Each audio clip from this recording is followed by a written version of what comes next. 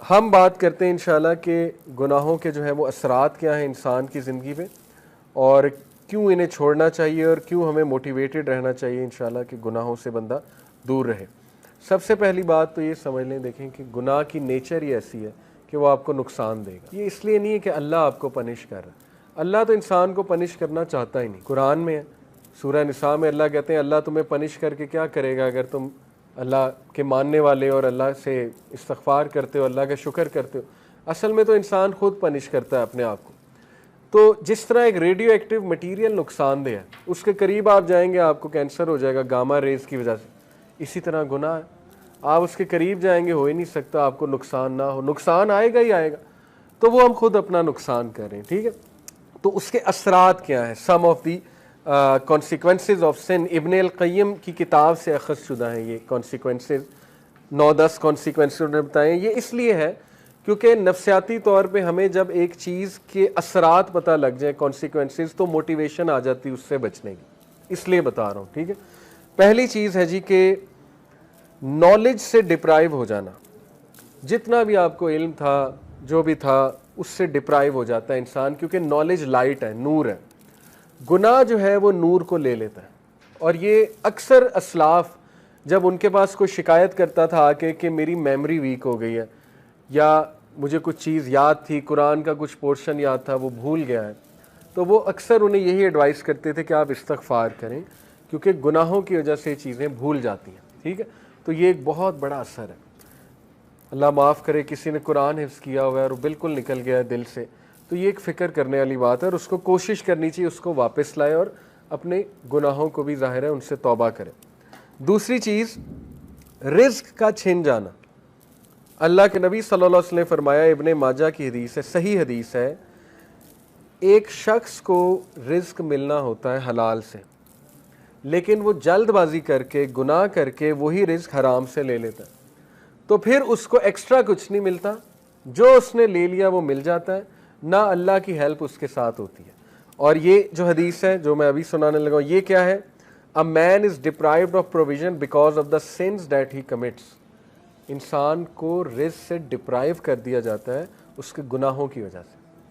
اب یہاں پہ ہو سکتا ہے آپ کے ذہن میں سوال ہے کہ نہیں یار فلانا اتنے گناہ کرتا ہے، وہ تو موجیں کر رہا ہے، ٹھیک ہے، اس نے تو پلاٹ بنا لیے، یہ کر لیا وہ کر لیا۔ تو دیکھیں رزق 4 طرح کا ہوتا ہے: financial wealth, emotional wealth, social wealth, time wealth. ہو سکتا ہے اس کے پاس فائنینشیل ویلتھ ہو لیکن نہ ایموشنل ویلتھ ہو۔ ایموشنل ویلتھ کیا ہے؟ ذہنی سکون، وہ بھی رزق ہے، غنا، ٹھیک ہے، دل میں ایک سیٹسفیکشن۔ اسی طرح ایموشنل ویلتھ میں ہے جذبات پہ کنٹرول، اینگر مینجمنٹ اچھی، اخلاق اچھا، یہ ایموشنل ویلتھ ہے۔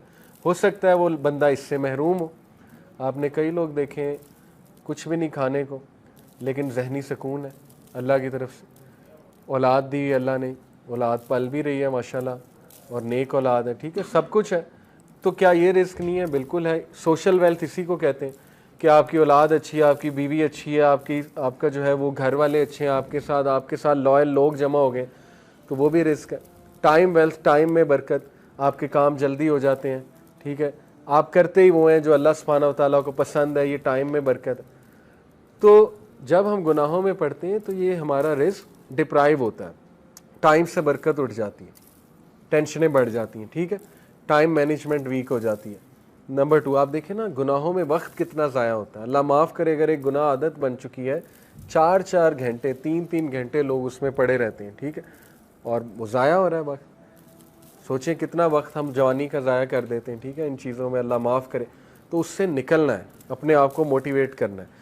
پھر آپ دیکھیں سوشل ویلتھ، ہمارے ساتھ لوگ ہی ایسے آ جائیں جو ہمیں کھانے کو تیار ہیں اور بس ان کی نظر ہماری دولت پہ ہو، تو پھر یہ کون سا رزق ہے؟ اس کا مطلب ڈپرائیو ہو رہا ہے اور گناہوں کی وجہ سے۔ پھر آپ دیکھیں ایموشنل ویلتھ، ذہنی سکون ہے ہی نہیں، ہر وقت ٹینشن ہے، ہر وقت سٹریس ہے، ہر وقت پریشانی ہے، ہر وقت منہ پہ شکایت ہے، تو اس کا مطلب گناہوں کے اثرات آ تو رہے ہیں۔ تو اس لیے گناہوں کے اثرات رزق کی تنگی سے آتے ہیں، ٹھیک ہے۔ رزق کبھی اللہ بڑھا کے دیتا ہے، کبھی گھٹا کے دیتا ہے، اوور آل رزق تو لکھا ہوا ہے، لیکن یہ اللہ کی ڈسٹریبیوشن ہے۔ اللہ اپنے بندوں کو چیک کرنے کے لیے کبھی زیادہ دے دیتا ہے اس کوانٹٹی میں سے، کبھی کم کر دیتا ہے، جب وہ دوبارہ استغفار کرتے ہیں پھر بڑھا دیتا ہے، ٹھیک ہے۔ یہ اللہ بادشاہ ہے، اللہ جیسے چاہے کر سکتا ہے۔ नंबर 3, अल्लाह और बंदे में एक ला ताल्लुकी, सेंस ऑफ एलिनेशन, जो बहुत बड़ी पनिशमेंट है, अल्लाह माफ़, बल्कि सबसे सीरियस बात है ये। जब आप अल्लाह से दूर हो जाएं और एक डिस्टेंस फील करें और एलोन फील करें, दुनिया की सबसे बड़ी लोनलीनेस, सबसे बड़ी तन्हाई अल्लाह से दूरी है, ठीक है। तो गुनाह उस डिस्टेंस को इंक्रीज़ करते हैं, क्योंकि देखें ना, इंसान अल्लाह माफ़ करे अब गुनाहों में होता है तो अल्लाह, ज़ाहिर है फरिश्ते उसके इर्द गिर्द नहीं होते, फरिश्ते भी उठ जाते हैं उस जगह से, रहमत नहीं होती अल्लाह की, लेकिन उम्मीद होती है, उम्मीद बहुत है। अल्लाह गुनाहगारों को ही माफ़ करते हैं, ऑब्वियस सी बात है। अल्लाह ज़रूर होते हैं, बंदे की तरफ मोहब्बत से देख भी रहे होते हैं, चाहते हैं बंदा निकल आए और बंदा जो है मुझसे दुआ करे, मुझे पुकारे, लेकिन गुनाहों की वजह से आहिस्ता आहिस्ता ये रिलेशन वीक होता जाता है। वीकनेस यहाँ तक आ जाती है कि एक बंदा ना मायूस हो जाता है, कहता है यार क्या अल्लाह से मदद मांगूँ, मैं तो बहुत ही एक्स्ट्रा कर चुका हूँ काम, इसराफ़ कर चुका हूँ गुनाहों के, अब क्या मैंने अल्लाह से बात करनी, ठीक है। तो फिर बंदा गिव अप कर देता है, गिव अप करके वो मज़ीद गुनाहों की तरफ चला जाता है।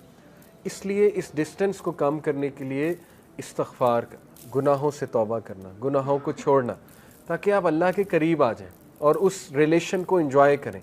खालिक के साथ जो रिलेशन है ना, वो सबसे खूबसूरत, सबसे हेल्दी रिलेशन है, सबसे ब्यूटीफुल रिलेशन है, और इंसान खुश हो जाता है खालिक के साथ रिलेशन स्ट्रॉन्ग करके, ठीक है। ये चौथी चीज़, things become difficult for him so that he does not turn his attention towards any matter, but he finds the way blocked or he finds it difficult.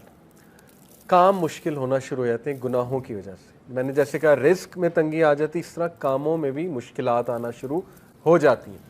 अच्छा खासा काम कोई था, होने लगा था, एकदम मुश्किल बन गया, रुकावट आ गई, ठीक है। तो इस मौके पे बंदे को इस्तिग़फ़ार बढ़ाना चाहिए, अपने गुनाहों की तौबा करनी चाहिए इस मौके पे, ठीक है, ताकि वो अटका हुआ काम जो अल्लाह की रहमत से वो ठीक हो जाए। एक असलाफ़ थे, सलफ़ थे, उनका वाक़या है कि वो कुरान हाफिज़ थे, तो उन्होंने क्रिश्चियन औरत से, एक क्रिश्चियन औरत थी, उससे उन्हें मोहब्बत हो गई, बहुत खूबसूरत औरत थी वो, तो ज़ाहिर खूबसूरती की वजह से वो अट्रैक्ट हुए। उस क्रिश्चियन औरत ने उनके सामने शर्त ये रखी कि तुम इस्लाम छोड़ दो, इस्लाम छोड़कर जो है ना वो फिर तुम मुझे पालोगे। तो वो जो सलफ़ थे उन्होंने बात मान ली, अल्लाह माफ़ करे, ही left Islam for the sake of women, उससे इम्प्रेस हो गए। और फिर जो है वो एक बार कहीं से गुज़र रहे थे, तो कुरान की जो है ना वो ये आयत उनके सामने आई, सूरह हज की, कि लोगों में से कुछ ऐसे हैं जो एज पे खड़े हुए हैं, जब तक उन्हें अच्छाई आ रही है वो अल्लाह की तरफ है, और जब उन्हें कोई मुश्किल आती है तो वो इस्लाम से चले जाते हैं, और ऐसे लोग दुनिया में भी खसारे वाले हैं, आखिरत में भी खसारे वाले हैं। तो वो इतना रोए ये आयत सुन के कि अल्लाह ने मुझे मैसेज दे दिया है, उन्होंने तौबा की और वापस आए। तो मैं आपको बताने का मकसद ये कि कई असलाफ़ आपको नज़र आएंगे जो बाद में मुहद्दिस बने, बड़े बड़े टीचर्स बने, दीनदार लोग बने, उन बहुत डार्कनेस में थे, बहुत ज़्यादा। जैसे अब्दुल्ला बिन मसलम का वाक़या है, इमाम बुखारी के टीचर, शराबी थे, शराब छूटती ही नहीं थी, ठीक है, शराब के नशे में धुत थे। एक दिन इमाम अश-शाबी आए, जो कि उस दौर के बहुत बड़े मुहद्दिस थे, गधे पे सवार थे वो, क्योंकि रसूलुल्लाह की सुन्नत है, गधे पे रसूलुल्लाह ने सफ़र किया हुआ है। उन्होंने बड़ा मजाक उड़ाया, अब्दुल्ला बिन मसलम ने शराब के नशे में धुत बेशर्मी से उनके सामने गए, कहते भाई कौन हो तुम, लोग तुम्हारे इर्द गिर्द जमा हो रहे हैं, किधर से आए हो। इमाम अश-शाबी ने कहा जी मैं मुहद्दिस हूँ। उन्होंने कहा जी मुहद्दिस क्या होता है। इमाम अश-शाबी ने कहा मुहद्दिस होता है जो हदीस सुनाता है। तो उन्होंने बेशर्मी से कहा अच्छा मुझे भी सुना, देखते हैं मुझ पे कितनी असर करती है। शराब के नशे में धुत थे, तो उन्होंने हदीस सुनाई कि नबी अकरम सल्लल्लाहु अलैहि वसल्लम ने कहा जब तू शर्म ना कर तो जो चाहे कर। आप देखेंगे कितने ज़हीन थे कि वही मौका था, वो बेशर्मी से आया था ना। अल्लाह के नबी ने कहा ठीक है, ये इस तरह है जैसे एक बाप बेटे को नहीं कहता जा फिर जो करना कर। तो देखें वो हदीस ऐसा उनके ऊपर गिरी पहाड़ बन के। उन्होंने कहा कि मैं उसी वक्त बस तौबा की, इरादा किया कि अल्लाह मैं इतना बेशरम हो गया हूँ। और माशाल्लाह आप देखें वो अब्दुल्ला बिन मसलम इमाम बुखारी के उस्ताद, ठीक है, हदीस के हवाले से।